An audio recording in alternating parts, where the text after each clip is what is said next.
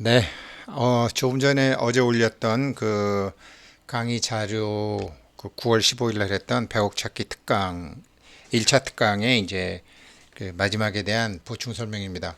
썸네일 보셨죠? 우리 삶의 혁명가 대행. 이분은 정말 제가 너무 죄송하고 지금은 제가 이런 분을 몰라 뵙고 우습게 알고 간혹은 비난도 하고 그랬었는데 정말로 참, 돌아가신 지 이제 10년 됐지만, 어떻게 사죄해야 될지 모르고, 지금은 어떻게 감사해야 될지 모르고, 우리 삶의 혁명가, 대행. 이분이, 이분이 만약에 지금 살아계셔서 제가 하는 짓을 본다면 이러실 겁니다. 여봐, 당신의 귀한 사람들을 그냥 100억짜리로 만들려고 하나? 당신 눈에 사람들이 100억짜리로밖에 안 보여? 어쩌면 그러실지 모르죠. 아마 그러셨을 겁니다. 왜 그러냐면 100억 제가 지금은 일단 이제 제가 알기로 예전에 청담 스님도 그다음에 이건희 회장도 도 투셨을 때 사람은 누구나 지금 돈으로 따지면 100억은 갖고 태어난다. 찾는 사람과 못 찾는 사람이 있을 뿐이다. 대행 스님이 보시기에는 이 사람은 그건 본전치기잖아. 그걸 강이라고 해. 그러실 분이시거든요. 왜 그러냐면 대행 스님한테 100억은 저 주장자, 네 주장자 저 일 하나만 찾으면 나머지 공은 필요한 만큼 들어오게 돼 있는 거야. 필요한 만큼 누가 주냐고? 누가 주는지 내가 가르쳐 줄게. 그 소리예요. 주장자 일, 네 주장자 하나만 세워. 그러면 나머지 필요한 만큼 너한테 가. 필요한 그릇은 네가 만들어. 필요한 일도 네가 찾아. 필요한 일도 네가 준비해. 그러나 필요한 일 자기가 한다고 그게 돼? 주장자 세워. 일 세워. 그러면 공은 들어가. 이런 분이시거든요. 참 이걸 제가 모르고서 아휴 입에서 연불이 저절로 나옵니다. 그나마 죽기 전에 알고 죽기 전에 참여할 수 있으니까 다행이라고 생각합니다. 어, 뭐 마음의 근심과 걱정을 벗으셨습니까? 여러 가지 제가 어제는 그 수험생들 근심 걱정을 풀기 위해서 이제 시험을 어떻게 보느냐, 면접을 어떻게 하느냐 이런 거 말씀드렸지만 사실 학생 때 시험 문제나 우리 사회에 나와서의 인생 시험 문제, 직장인이 되고 사회인이 되고 결혼을 하고 애들이 있을 때 그 문제를 학생 때와 똑같이 잘 푸는 사람이 있고 못 푸는 사람이 있습니다. 금강경 마음의 근심과 걱정을 벗으셨습니까? 그 찬송가 382장 너 근심 걱정하지 말아라 주 너를 지키리 주 날개 밑에 거하라 주 너를 지키리. 근심 걱정하지 말아야 하는 네 가지 이유 누가 모르나요? 누가 모르나요? 그런데 어떻게 그거를 풀 수 있는지, 그럼 내 문제는 어떻게 푸는데요? 내 문제는 어떻게 푸는데요? 참 학생 때는 공부 못하면 부모가 학원도 보내고 과외도 시키고 선생님이 때리기라도 하지. 사회 나와서는 매는 누군가한테 맞는데 어디 가서 배워야 될지 모르죠. 저도 그거를 참 평생을 쫓아다닌 사람입니다. 그래서 그거를 지금 말씀드리고 있는 겁니다. Don't worry.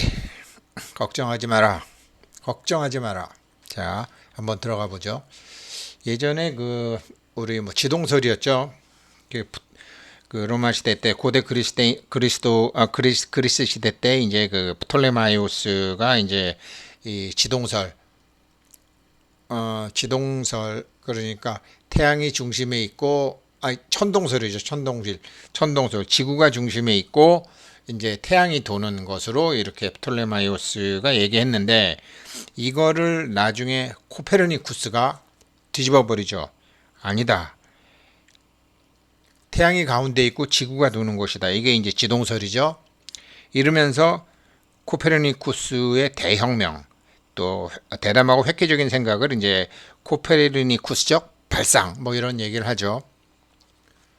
이거를 이래가지고 나중에 후대에 이 니콜라우스 코페르니쿠스 폴란드 사람이고 나중에 이 갈릴레오 갈릴레이가 이거를 이제 다시 증명을 하면서 카톨릭 교회에 불려가서 난 종교재판 회부되고 나는 이런 코페르니쿠스의 지동설을 맹세코 포기하고 저주하고 혐오한다 라고 해서 이제 간신히 이제 풀어놨죠. 그리고 교회에서 그렇게 단죄받은 다음에 이 갈릴레오의 모든 책은 로마 교황청에 의해서 금서 목록에 올랐다가 얼마 전에 풀렸죠.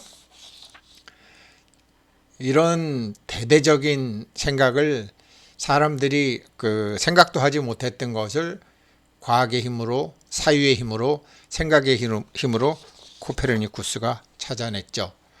그래서 이제 그런 게 나중에 이제 과학이 발달이 돼서 이 지구처럼 다 주변을 도는 이제 토성, 목성, 화성, 금성, 수성 이렇게 보면 이거를 이제 음을 다 음악으로 표현해서 가만히 보면 태양이랑 제일 가까운 수성이 제일 이제 이 톤 소프라노식이고 그 다음에 있는 금성이 그거보다 좀 낮은 거를 바리톤이라 그러나요? 뭐 바리톤 그 다음에 이제 지구가 있고 지구가 있고 그 다음에 화성이 있고 목성이 있고 토성이 있고 아주 저음 테너까지 그냥 이렇게 쭉 이렇게 해서 이런 이제 천상의 소리를 들어가면서 수학이 발달하고 음악이 발달하고 과학이 발달하고 그래서 저 유럽 구퉁에 있던 조그만 유럽 나라들이 전 세계를 막 좌지우지하고 그러한 상황이 아직까지 이루어지고 있다고 할 수 있습니다. 그것이 코페르니쿠스로부터 본격적으로 시작이 됐다고 할 수 있습니다. 그러니 코페르니쿠스는 정말 혁명가죠. 그런데 이 대행 스님이라는 분 1927년도 이태원에서 태어나서 이제 뭐 이렇게 해서 2012년도에 입정하셨는데 이분의 가르침은 우리나라에 이제 신라시대 때 도의국사가 들어온 이래로 이 선, 젠, 이게 뭐 전 세계적으로 뭐 지금 캐톨릭에서도 젠하고 뭐 유발 하라리니 뭐 스티브 잡스니 뭐 대부분 이런 이제 창의적인 데이비드 보민이 이런 이제 선을 통해서 생각하는 힘, 각이 생각게 하는 힘, 지혜, 솔로몬의 지혜, 뭐 잠언, 시편 이런 데 나오는 것처럼 지혜를 찾는 많은 방법 중에 요즘은 이제 대세가 선으로 가는 거죠. 그런데 이 선을 이 대행 스님이라는 분은 코페르니쿠스적 발상으로 하셨습니다. 그것이 왜 그런지를 한번 말씀드려 보겠습니다. 제가 유리창에 갇힌 새 3분 1초만 봐주십시오 라고 해서 보여드렸죠. 다시 1분만, 3분은 기니까 다시 1분만 봐주십시오.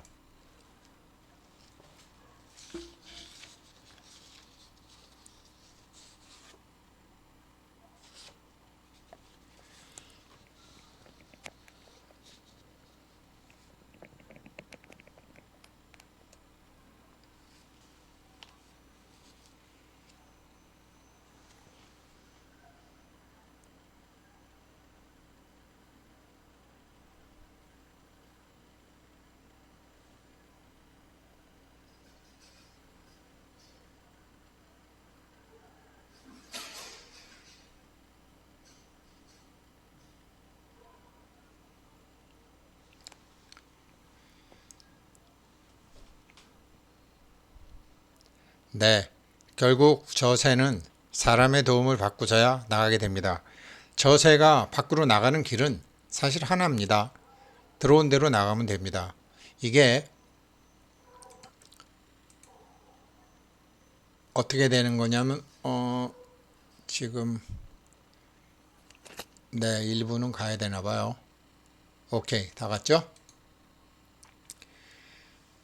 저기 이제 열려 있는 문으로만 이걸 제가 왜 보여드렸느냐? 옛날에 이제 당나라 때 백장선사라는 분이 있었는데 신찬이라는 스님이 있었는데 원래 이제 개헌이라는 사람의 제자로 있다가 개연 스님이라는 사람이 참 열심히 하고 참 계도 잘 지키고 그렇게 뭐 경도 많이 읽고 불공도 열심히 드리고 하는 사람인데 신찬 스님이 가만히 보니까 뭐 저 우리 스님 밑에 있어서는 뭐 별로 배우는 게 없겠다. 그러다가 이제 생각하는 바가 있어서 이제 백장선사 밑에 가서 선 공부를 하고 왔어요. 그래갖고 순식간에 이제 깨달아가지고 와가지고 다시 이제 자기 원래 스님인 개연 스님한테 와서 이제 같이 그냥 살았는데 어느 날 이제 개연 스님이 목욕을 하는데 얘야 등 좀 밀어줘. 그래갖고 등을 밀어두면서 자기 은사 스님 보고 법당은 참 좋구나. 그런데 부처님이 영험이 없구나. 그러니까 개연 스님이 깜짝 놀래가지고 뒤를 휙 보는데 화가 났죠. 이 자식이 뭐라 그러는 거야. 탁 보니까 신찬 스님이 아이고 영험도 없는 부처가 반강은 할 줄 아는구나 라고 또 한마디 하니까 이게 완전히 뭐 도대체 이게 그냥 하는 소리 같진 않고 완전히 이제 개연 스님이 기가 죽었죠. 그리고 다시 어느 날 이제 그 개연 스님이 창문을 열어놓고 열심히 경도 열심히 읽고 목탁둑 치고 이제 하고 있는데 어느 날 이렇게 신찬 스님이 또 이제 온 거예요. 보니까 풍뎅이 한 마리가 막 창에 부딪히고 벽에 부딪히고 이 매처럼 나가려고 그러는 거예요. 그랬더니 참 바보 같은 풍뎅이로구나. 꼭 우리 은사 스님 같네. 지가 들어온 문으로 나가면 되지 창문만 두드리니 참으로 어리석구나. 100년 동안 벽을 뚫으려 한들 어느 날에 나갈 수 있겠는가. 이러니까 이제 그 개연 스님이 자기 들으라고 한 소리 아니에요. 그래서 얘야 너 어떻게 됐냐? 어떻게 된 거냐? 너 도대체 어디 가서 뭘 배우고 온 거냐? 그래가지고 이제 그래서 자기 스님한테 사실은 제가 백장 스님한테 가서 이러이러한 거 배우고 왔습니다. 라고 이제 해서 하니까 이 개연 스님이라는 사람도 보통 사람이 아니에요. 곧바로 종을 쳐가지고 스님들을 다 모아놓고 자기는 밑에 앉고 그 자기 제자를 법상에 모셔서 법문을 청했죠. 깨달음에 대해서. 그런데 이런 지하에 딱 깨닫고 난 다음에 개연 스님이 자기 제자한테 절을 하면서 내가 이렇게 늙어서 제자에게 극치의 법문을 들을 줄 어찌 알았겠는가. 너무나 감사하도다. 이렇게 얘기했다라는 겁니다. 정말 배우지 못하면 이 새처럼 유리창만 디리다 박는 거예요. 돈 버는 방법이건 뭐 어떤 문제를 갖고 있건 그거를 못 찾으면은 평생 그러다가 그냥 가는 겁니다. 100억이 아니라 100만 원도 벌기 힘들죠. 방법을 모르면. 예, 우리는 지금 그 어마어마한 공부를 지금 해오고 있는 것이고 오늘이 1차 공부 마감이니까 한번 잘 해보자고요. 그래서 그 대행 스님이 했고 도선 스님 그 도선국사가 했던 선이란 뭐냐? 선은 하셔도 되고 안 하셔도 돼요. 매트릭스가 있어요. 매트릭스 영화에서 기억나시죠? 네오한테 너 빨간 약 먹을래? 파란 약 먹을래?